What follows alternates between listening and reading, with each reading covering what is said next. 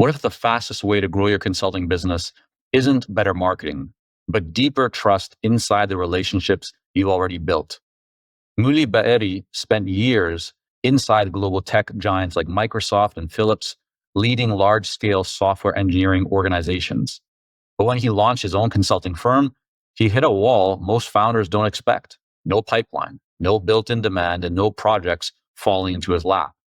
In this episode, you'll discover why 6 different lead generation agencies failed him, how losing 2 major clients in 6 months reshaped his entire approach to business development, and why 90% of his revenue today comes from something far simpler than funnels or outbound campaigns.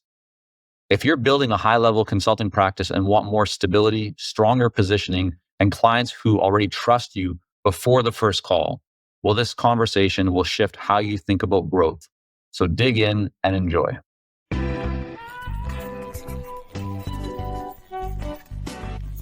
Muli, welcome. Thanks. It's good to be here. Yeah, I'm looking forward to our conversation. You have a long track record of working inside of technology companies, in senior roles. You've also been a founder before starting your consulting business, which we'll talk a lot more about here today.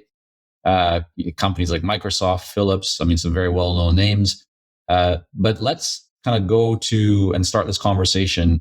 I'd love to know, when you think about your first kind of 6 months or so as a founder in this consulting business, what kind of stood out to you? What surprised you about, being a founder of a consulting business in comparison to being a leader of, an engineering team or an engineering department inside of a larger organization? Yeah. So I have worked many years in large corporates like Microsoft and Philips, as you had mentioned. And then when I spawned off my own business, I didn't even call it a consulting business. I was just trying to repeat the success I had inside the corporates outside. And then it became very clear that it's very difficult to get any clients. So I was used to the fact that business just came to me. I was literally sitting in my room in Philips when someone walked in and said, "Hey, can you help me build a software center of excellence?" And I was like, "Yeah, this is my passion. Let me do that for you." And then I was half expecting projects to fall into my lap at the same pace when I was starting to work independently. Yeah. This is a challenge I think so many people have, right? When you are working inside of a large or just very well-established organization, the product, everything that's being sold, right? It's not about you, and it often will come to you. But when you have your own business, it's a very different mindset and very different reality that now you are the product, and that requires, building relationships around that or promotion around that. So how did you start to navigate that? When you kind of had that realization, what was the first 1 or 2 things that you did to overcome that and start actually growing the business? I was basically trying 2 different angles, and I've done quite a lot on both of them. One is try to use my network as much as I could. So start getting in touch with all my previous connections, try to understand where do they land now? Do they need the type of service that I was known for providing? And so that's one angle. We can expand on that if you want. And also, what I did was to start hiring go-to-market agencies to bombard the market with lead generation and schemes and mass outreach programs and so on, which worked really badly. So it didn't work. Well, it taught me a lot, but it did work in the sense that it didn't bring any business. But so I've over the years, I've hired and fired probably 6 or 7 agencies of that sort. And through that process, I've learned quite a lot because I had to come up with my own messaging and my ICP and the marketing materials and so on. So it helped crystallize what I'm doing and making it more visible and better articulated. but it didn't bring any business. So I want to kind of go deeper into that in a few minutes, because I think there's probably some very important lessons there. That's maybe one, you can call it a mistake. I think the way you described it, just in terms of you learn lessons from it, is a much better way, a healthier way to view that early on in your business, or even over the last couple of years. Is there another mistake, learning opportunity, something that you tried that maybe didn't work as well as you would have liked it to, that stands out, that looking back, you maybe would think to yourself, now knowing what I know, I would have handled that very differently? One mistake that I regret is that when I landed my first couple of large projects, I neglected business development almost completely. And I was content. I had great business. I had great income. I had great projects. I was having fun. And so I was gradually focusing more and more of my attention on a couple of large clients. And then in a span of 6 months, I lost both of them. And then I ended up being with no income, and actually also no funnel. And so now, regardless of how much work we have going on, I always spend, I don't know, 30-40% of my time, personal time, on business development. And I'm trying always to treat every day as an opportunity to try to get more business, because it can all end immediately or without any notice. What you're bringing up is such an important reminder, hopefully for everybody, because we've had clients that are running even 7-figure or multiple 7-figure businesses. They're doing very, very well, or a solo consultant doing high 6 figures. And this issue is usually most common not when somebody is struggling. It's when things are actually going well. Do you take your eye off of what actually worked to get you to where you are? And so I think now that realization, or that lesson that you've learned about the importance of, it doesn't matter how successful you are, how much you have going on, that you always need to be working on business development in whatever form that might be. And I do want to go deeper into that, in terms of what does business development look like for you? How do you get clients in the early days? How are you getting clients today? But before we do that, you talked about you had these two kind of large projects which consumed all of your attention. Therefore, you weren't working on growing the business during that time. And then 6 months later, those projects came to a stop. It was an unexpected stop, meaning that they ended before you thought that they would, or did the projects naturally, like, what happened in that scenario, so that, just to give people a bit more context and help them to maybe see some similar situations for themselves? Most of my clients are large enterprise companies, and they work with yearly budgets, and they usually don't like to commit to more than a single year. And you usually have a sponsor within the company who owns some budget. And they're happy with what you're doing for them, and they say, "Yeah, of course, we're going to renew for the next year. It's not a problem. It's in the budget. It's in the plan. It's in the final budget file. It's in the short list of the last project we have for approval." And then some company directive comes in to cut all budgets by 20%, 30%, whatever.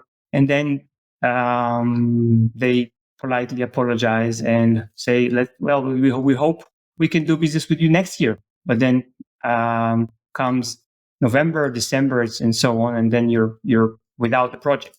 So and that happens quite often, and it's fine if you have if you're not extremely dependent on one or two of those. So I always say, if you have 10 projects ongoing, they have their own life cycle. They can come and go as they please. You're not overly stressed over whether one of them continues or stops and so on. They have a natural cycle, and you're not too dependent on them.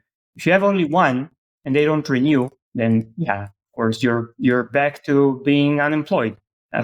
This is why, coming back to what you just mentioned before, it's so important to always making sure that you're working on building that pipeline, doing business development. And I think the way that you just described how many large organizations work, right? It's, you might get an initial signal that they want to do business with you, and it seems like it's moving in the right direction. But at any moment, something can change. And in a large organization, it's very it's unlikely that you're going to be able to do much about that unless you have a relationship with, for example, the CEO or somebody at the highest levels. But even then, at times, right, the board can influence things. So for a large organization, a change of $500,000 contract or $1 million contract is really not a big deal for them. But for a small consulting business, it can feel like everything. And so I think that's just a really important reminder. I'm glad that you're bringing it up so that everybody who's listening to this right now, take a look at your client concentration. Do you have a client concentration issue, right? You want to create enough diversification and have enough, numbers of clients and especially pipelines so that if anything does change, because things always can change and you want to be prepared for the unexpected, that's what ultimately will make you not only more successful long term, but it'll also leave you feeling more clear, more confident, less stressed, right? Less anxiety, and all those things that can come up if you're not prepared for it. So let's before we get back into the marketing stuff, I want to talk a little bit more about your methodology, because you developed something that you call the engineering optimization framework. And I'm going to pull it up here because I want everyone to be able to see it and just have you kind of talk through it. So give me one quick second here. So I think we're looking at it right now, Muli. Can you just maybe describe, like, why did you create this? What first, like, what are we looking at, and what was the problem that you were looking to solve by creating this framework? This was created many years back, maybe 10 years back, when I was asked to build a center of excellence for the first software center of excellence for Philips, for the corporate. And then I had to, Philips at the time was built from many different acquisitions and many different small software entities. All of them were thinking, hey, Philips acquired us, so we're definitely the best. And so our processes and methodology, etc., are the ones that should prevail in the Philips environment. And of course, the CTO and CEO at the time had this mass of different technologies and different approaches to software development. And they wanted some way to benchmark them one against the other and try to understand what should be the way of developing software across the entire corp. So myself with a couple of other talented people set up to find some way of benchmarking all different aspects of software one against the other. And this is a corporate where at the time it had very varied software. So software that goes into espresso machines, software that goes into vacuum cleaners, software that goes into CT scanners, MRI scanners, runs complete hospitals, and so on. So very diverse portfolio. And so we went back to the basics of software, and this is the software development life cycle, the ISO standard, which you see here. And we created this framework, which basically ranks the effectiveness of an engineering organization across the entire span of the software development life cycle. In other words, with this one view, you can understand how well is a software team operating, regardless of the tech stack, regardless of the tools that they have. Doesn't matter which programming language they use, and so on. And it all boils down to single effectiveness KPI, which you can use to benchmark the teams, and of course, more importantly, to improve them over time. And how are you using this today? So I understand, you developed this with colleagues at Philips. What role does this play in your business today? Is this something you use for content? Is it only something that you talk about when you're working with a paying client? Is it part of your marketing or sales process? Just kind of share how this is being applied or used today. Sure. No, this is very central to the business today. When we go in, our business helps large scale software projects that suffer from either delays or high cost or customer escalations, and we help the engineering leaders fix that. And the way we help them is first do this analysis and get this heat map for their organization, and then we know where the problem is. And then we start fixing one problem at a time with the organizations by, let's make it very simple, taking all the red stuff and making it yellow, and then taking on the yellow and making it green. And so this heat map is our tool to continuously measure, adapt, and show the organization how it's improving over time. And as you've gone through it, have you spotted any patterns that you're able to say, when you walk into a prospective client conversation, that because you've seen it come up over and over again, you kind of know what to look for? Has that also been something that has shown up for you, the patterns of what most organizations tend to have? And I'm just wondering how you might kind of approach that. Yeah, if you think about the software today, actually, almost every company in the world has some dependency on software. And that is unrelated to software companies. So the company providing electricity to your house depends on software. The company selling you airplane tickets depends on software. And all of these companies, they would like to ship world-class software. But on the other hand, they're not software experts. They're not hiring the software experts of the world. They go to work in Google or Amazon or what have you.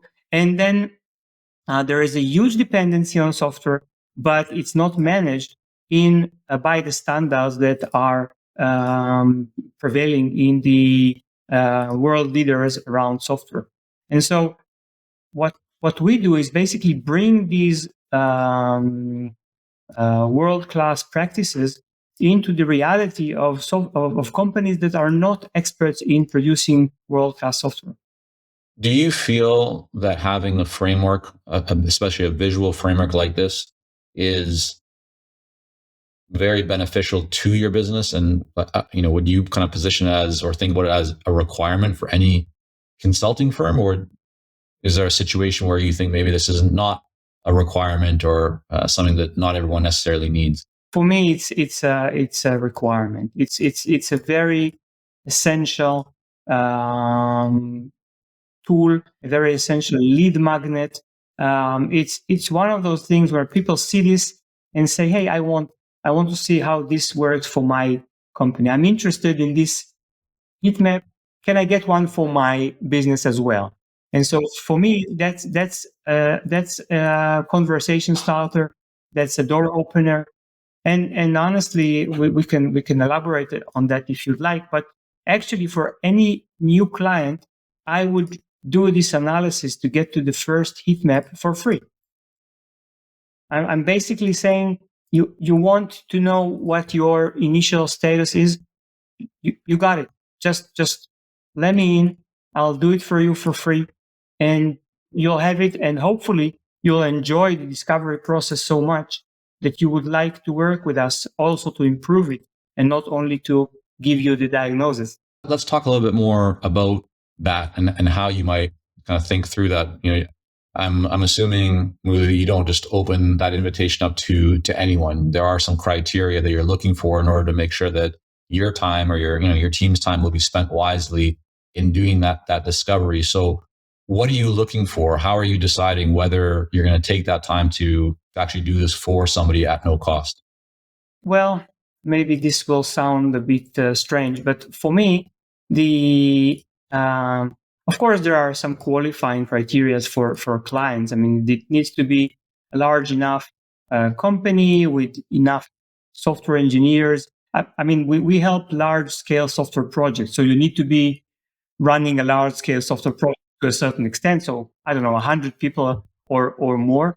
But then if you're interested and you'd like to know the your initial stage in diagnosis, we basically say the first month of work that we usually do for new clients, for one of your teams, we will do for free. There are no strings attached really. And this is for us, it's a win-win, because for us, it's a great discovery process. We get in, we get to ask all the questions, we get to understand all the problems in detail. And so when we present our findings after this first month, these findings match exactly to the exact problems the company has. And we have the exact recipe on how to solve it because we know everything after this 1 month. And for the client, it's also good. They get the discovery. They know where they are. And yeah, we don't win all of those. Sometimes we do the discovery and they say, yeah, that's nice. We will fix it ourselves. That's fine. Many times they try to fix it themselves, and then after a year they come back and say, well, we tried. Can you do another diagnosis for us, or can you now help us with your own capabilities, because we don't think we've improved enough or fast enough, etc. So if we come then back to the earlier conversation around how you're getting clients, is this one of the main approaches, in terms of using the framework and kind of that first month of, call it a trial or a discovery, or is there something else that you are finding is the most effective in today's market, really, to create those conversations with ideal clients?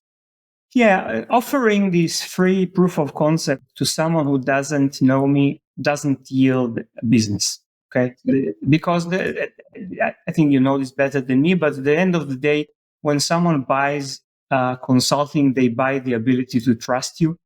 And someone who doesn't know you, it will take years before they trust you, or maybe not years, but a long time before they're willing to trust you.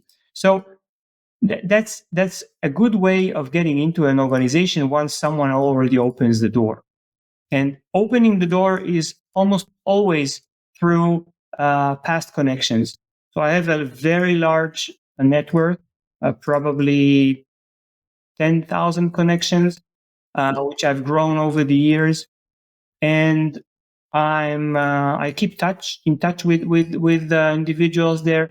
I'm curious about where they've gone and when they've moved to a different position. And a lot of my business, really, I haven't done the math, but probably more than 90% is colleagues that I worked with in the past and moved to a different company and had said, well, can you come and do the same thing you did in this previous company in my new company now? Um, and then to introduce into the new company, we do this proof of concept and a free month work and so on. Yeah. So two things I want to just highlight there. I mean, the first is you mentioned working with 5, 6, 7 different agencies over the years on lead generation, right? And not getting the results that you had hoped for, which is something that we hear very often. And, a reason why people reach out to us and often to get help to grow their business, because they've tried all these things. But you really kind of touched on why many of those things don't work. It's because they're just sending messages to people that they have no relationship with. They don't trust them. And obviously I haven't seen the messages that you had sent in the past, but it's quite common for those messages to come across as being kind of overly promotional or salesy or one-sided. There, you can tell the person has, sent the same message to hundreds of other people, and so that makes sense. I think that part about trust. Now, what I want to go a little bit deeper into is you're talking about that most of your business, if not all of it, comes through your network, which is very common in the consulting space. But I'm wondering, Muli, is your approach, like I think I saw on LinkedIn you have 10,000 plus connections. Is it just every day you wake up and you think about kind of going through that list, deciding to contact a few people? So is it just kind of an organic, very free flowing, knowing, yeah, I'm going to check in with my network, or do you have a system and a plan for how many people you're going to reach out to every day, every week, every month, certain messaging that you use? Like, how intentional is it compared to kind of how organic is it? Yeah, it's a highly disciplined system. Nothing um, organic about it. I mean, if I see a notification about someone I know started a new job, yeah, I'll say congratulations, etc. But usually, well, so I have an offline list of all of my connections. Some of them are already in my HubSpot because I've had some exchanges, and so there every time I have an exchange with someone, the exchange ends with a task in HubSpot that will pop up at what I think is the appropriate time, and then I will reach out to them again. the content of this reach out will be a little bit free form and kind of depends on the context. If that specific week we have developed like a self-assessment module and someone's names popped up, then I'll send him a note. Hey, there's a self-assessment module. Do you want to?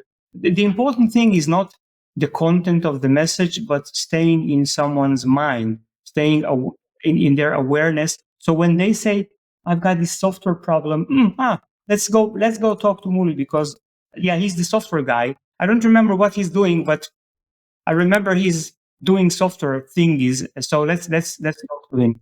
So every conversation that is existing is in HubSpot, and the larger pool of people that are, let's say, in the more slow reach out, then I have a quarterly task where I have this offline list of all my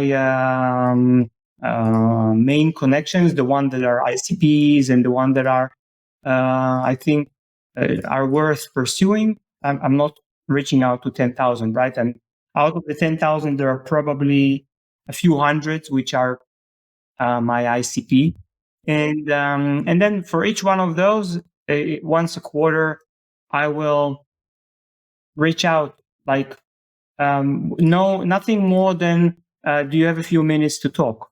And I just want to get on the phone with them and have a conversation, and without not anything to sell. I just want to have a conversation with them, and if I can get into an actual call with them, very often they will bring up something that they need help with.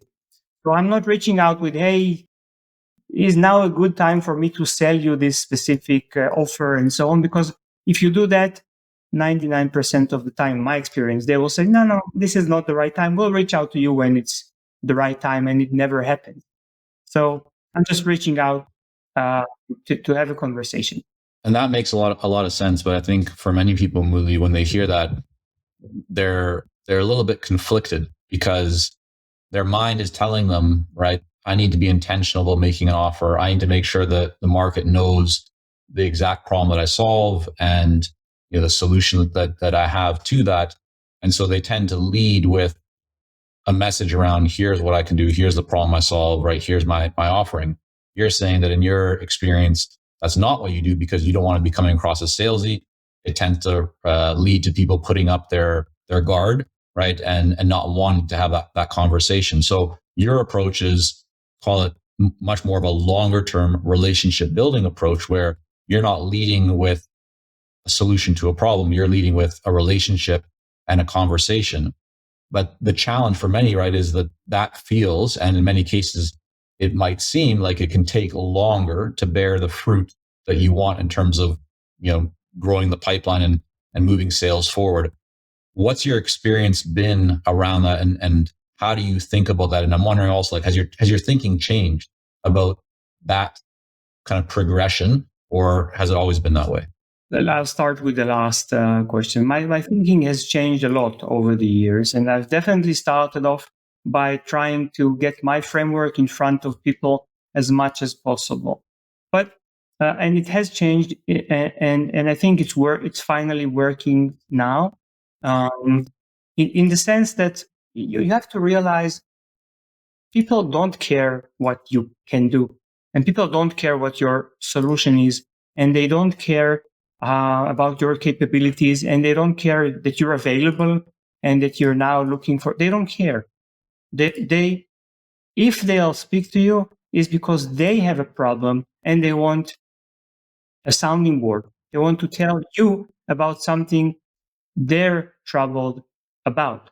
And so the telling someone that you have a framework or you have a system or you have, look, I did this great thing for Mercedes. Okay, I don't care. I'm stuck in this mess right now at my job and I don't know how to get out of it. So you have to get to the point where you're relevant for them. You're existing there as someone who can who they can talk to. They can vet their problems. And can I give you an example? Or you?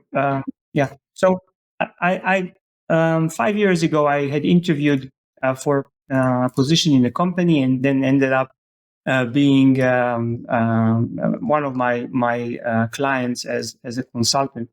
But the CEO who interviewed me was, yeah, kind of impressed with my profile. And then a couple of months after I left, after I joined, he left to a different company. And now, 2 months ago, he pops up again on LinkedIn and he says, Muli, are you still doing this software thing? Because we have some problems in my new company. And now it's in a completely different domain, completely different industry, an industry I've never worked with.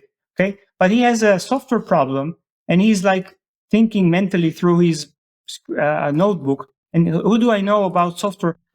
This guy is posting on LinkedIn. This guy, I interviewed him. Yeah. I'm going to reach out. And now they're starting as a client for us. So for me, this is how it works. Maybe it's not the recipe for everyone, but for me, this is how it works. If you're a consulting business owner and you feel like your business has hit a ceiling, this is your invitation to break through it. Imagine this: 3 transformative days in beautiful San Diego, surrounded by high-performing consultants, trusted mentors, and a tight-knit mastermind community, all focused entirely on helping you scale with clarity, grow with confidence, and run your business with far less stress. From April 30th to May 2nd, 2026, you're invited to the Consulting Success Mastermind, an intimate, results-driven experience carefully crafted for consultants who are serious about growth. Over 3 days, you'll dive into hands-on workshops that help you refine your positioning, pricing, and pipeline. Personalized coaching sessions where you'll get direct feedback from world-class mentors. Strategic roundtables with 6- and 7-figure consultants. High-value networking that leads to partnerships, referrals, and lifelong relationships. You'll walk away with clarity in your strategy, actionable next steps, and a community of people who genuinely want to see you win. Don't try to build your consulting business alone. Come build it with us. Spots are limited and selling fast. Don't wait. There are only a few seats left, and this event has sold out in the past. Secure your spot now by going to consultingsuccess.com/San Diego. That's consultingsuccess.com/San Diego. Unlock clarity, confidence, and real business momentum in San Diego this spring. Your future self will look back at this as the moment that everything accelerated. Was there a transition that you need to make from the time where you were trying a bunch of things that maybe weren't working, and then I'm really wondering about like that mindset shift movie between trying to get business going and doing promotion to recognizing, no, I need to take a different approach. I need to slow things down. I need to really focus much more on the relationships, knowing that it might actually take longer to generate business, but long term it would be more successful, because there's almost like a leap of faith that you need to take. You have to kind of, some people might say, cut the ropes, right? Burn the ships. Like there's no going back. This is a new way of doing things. How did you overcome that? Was there a project that you had that gave you the cash flows so that you could be kind of braver and go for this change? Or what ultimately kind of was a turning point, and how did you overcome that? Yeah, so I was getting more and more frustrated with this lead generation, and the wake up call for me was actually when I teamed up with a really great content generation team that was able to generate a mass of interest on LinkedIn. I mean, like million impression posts and thousands and thousands of likes and comments, and I was busy that night and day trying to catch up with all the different interactions and so on. And of course, I was also paying this marketing agency. But then at some point, I realized all of my busy hours are spent on noise in LinkedIn. And these guys were good in what they do. Okay. And so they were able to make the problem so severe for me that it became apparent that I can spend my entire life answering to comments on LinkedIn, and but no business is going to come out of that. And so what happened is I was trying out the approach also listed in David A. Fields' book of looking through your contacts. At that time, I was fixed on trying to get on a discussion with people who are responsible for software excellence in their companies. And I was really spending most of my time trying to get into a conversation with these guys. And I was scanning my contact list, and suddenly I stumble upon one guy whom I know very well. We're actually friends. I mean, we haven't spoken for maybe 15 years, but we have traveled abroad together for work. We have eaten in restaurants together. We haven't spoken in 15 years. And this guy is now the head of software excellence for NVIDIA. Okay, like the largest company on the planet, and the head of software excellence, whom I would probably kill to get a conversation with. And then I bring him up, and this guy is now making lunch for his daughter, and he's talking to me while making lunch to his daughter because we haven't spoken in a while. And okay, NVIDIA is still not my client, but not yet. But this was for me a wake up call, because the effort I spent on trying to get people who don't know me to actually have a conversation was immense, while the people who do know me are progressing through their career and getting to better and better positions, and are becoming the ideal clients for me. I think it's a very good reminder for people to avoid focusing on vanity metrics. Very often, you're chasing more interaction or impressions or views on your posts or more likes. More is rarely the solution, right? It's value over volume, right? Quality over quantity in the consulting business. If you're running maybe a B2C, business to consumer type of business, then yeah, more is great. But for the vast majority of consulting firms out there, even if you got 50 clients at one time because your marketing just worked, like, you couldn't handle it, and you probably wouldn't want to handle it, right? So I think this is an important reminder for everyone who's joining us right now to look at what are you actually focusing on and what are you optimizing for? Because what we've certainly seen with so many clients that we worked with over the years is that as we kind of audit and go deeper into all of the assets that they have in place, all of the experience and expertise, and that in so many cases there is great opportunity like sitting right there in front of them, but they've just not been able to see it because, like that common saying, right? You can't read the label from inside the bottle, right? We all have this. This is why I think the most successful people in all aspects of life don't try and accomplish everything themselves. They have coaches, they have mentors, they have people that are external to what they're doing, giving them new perspectives and helping to see those things. So I think that's a really great reminder. And so another question I have for you on this, movie, is now knowing what you know, how do you balance doing the work with clients or the delivery as opposed to the business development? Just walk us through what that looks like in terms of work that you do or anyone that you have in terms of team members, full-time contractors. Just explain kind of what that looks like today. So in terms of the delivery, I'm doing some of it myself, and I have two guys, contractors, that are working with me, and it depends on the volume, depends on the number of clients that we have at any given point in time. Business development is all me. It's all done by me.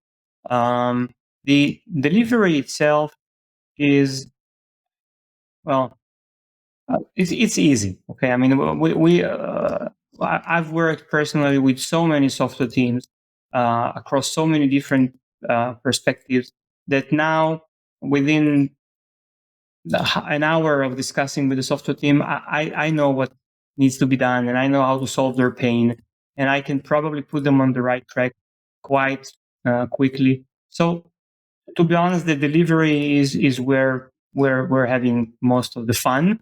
but this is also the relatively the easy path, because it's I've worked now with, I don't know, hundreds and hundreds of teams, each with 1-200 software engineers. So I've probably worked with tens of thousands of software engineers across the globe in different companies. So this is relatively easy to solve the problems. Business development is always a challenge. It's also where I feel like I still have a lot to learn. So this is where I focus a lot of my attention. And and so the more clients we win, we have a nice scalable model in terms of getting more coaches into the mix. So that's relatively set for scale. Can you elaborate on that a little bit? So, you win the business mainly based on you being very intentional and having, as you said, a very disciplined approach to networking, creating conversations. In many cases, you'll do that initial discovery offer where you'll work with, as long as it's the right kind of organization, up for a month to really take them through that. The result is they can very clearly kind of see a scorecard of how well they're doing in different areas. And then you develop a plan based on that if they want to move forward of how you can help them. And then you and two other team members will actually work with the client. Is that advisory based the main focus? Are you doing implementation? Because you also mentioned coaching. So can you break down a little bit more of how are you actually working with your clients on the delivery side? It's all consulting. There is no implementation or code or tools being deployed. We every team that's under support gets a weekly coaching session where we identify from the heat map that you showed earlier. We identify one pain point that is hurting the team the most, and we focus on solving that. That means giving the team specific homework, devising a plan, sharing best practices from other um, experiences that we had, and helping the team solve that thing. And then once it's solved, and sometimes it takes a couple of meetings to solve it, we measure the impact, we mark it in the heat map as it's now moved to the next level, and we repeat the same process with another one of these competencies which is in bad shape. So, in essence, if you think about the agile mindset or agile manifesto, it's basically choose a problem, fix it, move to the next problem. So we're working with the teams in the same mindset, except that we don't choose the problems randomly. We choose them from our discovery session. And so the teams are always guaranteed that they're putting their mind and focus on the things that matter the most. And that also means that when the improvements come, it's also very visible, because we're always, we start every coaching session with the question, what's the biggest problem you have in the project right now? And then we solve that. And so, and we do this iteratively.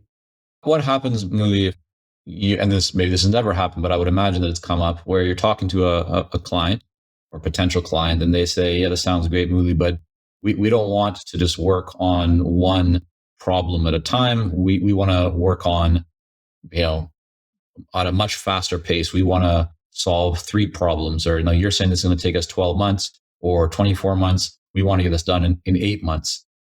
How do you deal with that? Do you say, like, that's not how we work? And here's why we have this process. Do you just bring on more people and so you can work on more problems? Do you increase the time? What's your way of handling that kind of situation?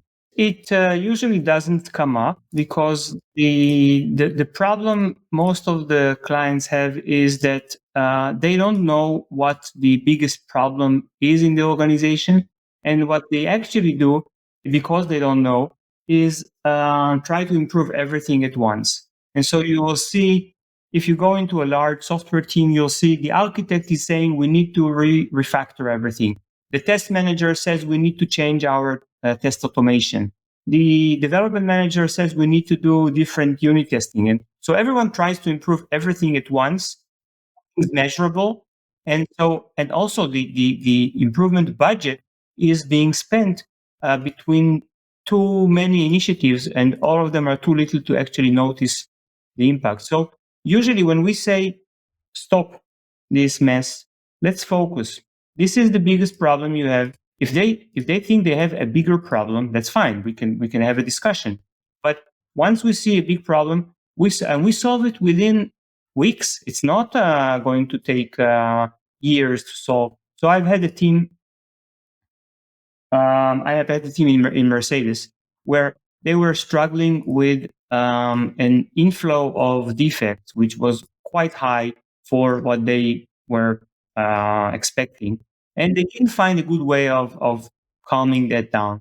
And we did our analysis, and we came up with the root cause for their problem. And within 3 months, we have reduced their defect inflow by 90%. And so, actually, we had, to a certain extent, we had